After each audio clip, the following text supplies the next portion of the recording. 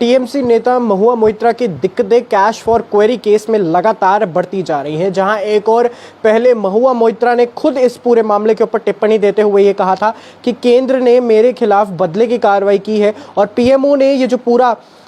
हीरानंदानी के जरिए एफिडेविट हलफनामा जो है सुप्रीम कोर्ट ऑफ इंडिया के अंदर दिया है, ये सब कुछ बदले की कार्रवाई है और ये बंदूक तान कर हीरानंदानी और उनके सिर के ऊपर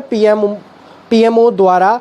जो है खाली पेज के ऊपर सिग्नेचर लिए गए हैं और उसके बाद ये पूरी फ्रेमिंग की गई है। वहीं अब टीएमसी ने इसके ऊपर अपनी प्रतिक्रिया दिखाना शुरू कर दी है। बताया ये जा रहा है कि पार्टी के प्रवक्ता और टीएमसी के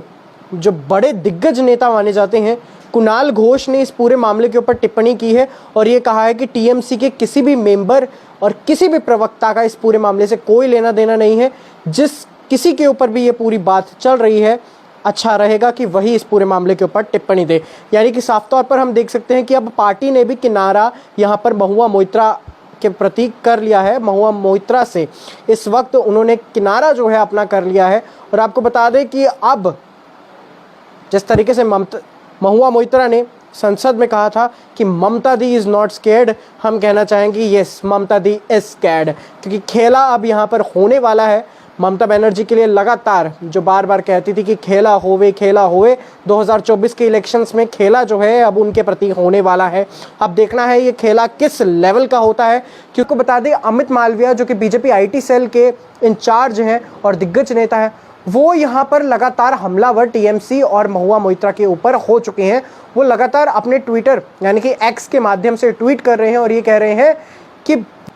11 सांसदों ने अपनी सांसदी जो थी वो गवाई थी कैश फॉर क्वेरी के मामले में, जिसमें से आपको बता दें 6 भारतीय जनता पार्टी के सांसद थे, 3 कांग्रेस के थे और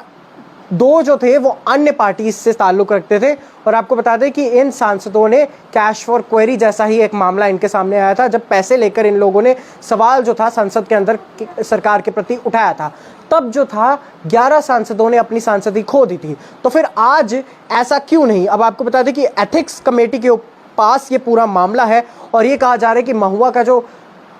मुस्तकबिल रहने वाला है, महुआ का जो सियासी मैदान रहने वाला है, वो हमेशा हमेशा के लिए ख़त्म हो जाएगा, क्योंकि जिस तरीके की हरकत उन्होंने की है इस पूरे मामले के अंदर, कोर्ट को तो वो झेलने ही वाली हैं, लेकिन सांसदी जो है वो गवा सकती हैं। क्योंकि यहाँ पर बताया ये भी जा रहा है, आधिकारिक सूत्रों की आप मानेंगे या फिर पार्टी के अंदरूनी सूत्रों की अगर आप मानेंगे, तो ये कहा जा रहा है कि ममता बनर्जी ने जिस तरीके से महुआ मोइत्रा से किनारा किया है, तो अब आगे चलकर इस्तीफा जो है, क्योंकि महुआ मोइत्रा अब दे ही चुकी हैं, तो वहीं ये कहा जा रहा है कि इस्तीफे के बाद महुआ मोइत्रा आईएनसी यानी इंडियन नेशनल कांग्रेस जो है ज्वाइन करने वाली हैं। ऐसा हम इसलिए कह रहे हैं क्योंकि लगातार जहां टीएमसी इस पूरे मामले के ऊपर कोई टिप्पणी नहीं दे रही है, महुआ के प्रति जो है दूरियां अपनी बनाती जा रही है, किनारा कर रही है, वहीं एक और अधीर रंजन चौधरी जो कि इंडियन नेशनल कांग्रेस के एक दिग्गज नेता है,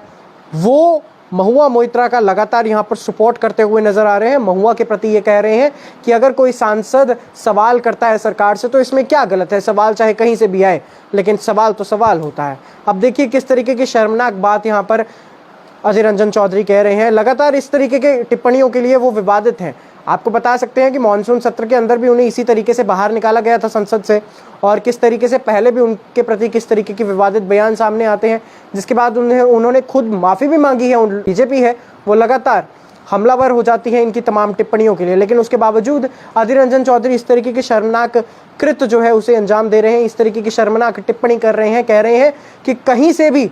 सवाल आए, सवाल तो सवाल होता है। यानी कि कैश फॉर क्वेरी, यानी कि कोई सवाल के लिए अगर पैसे देता है तो वो इनके लिए कोई गलत बात नहीं है। आप इस बारे में क्या सोचने वाले हैं, क्या आपकी राय है, ज़रूर बताएं। देखते रहिए द टाइपराइटर, बहुत सारे खुलासे होंगे।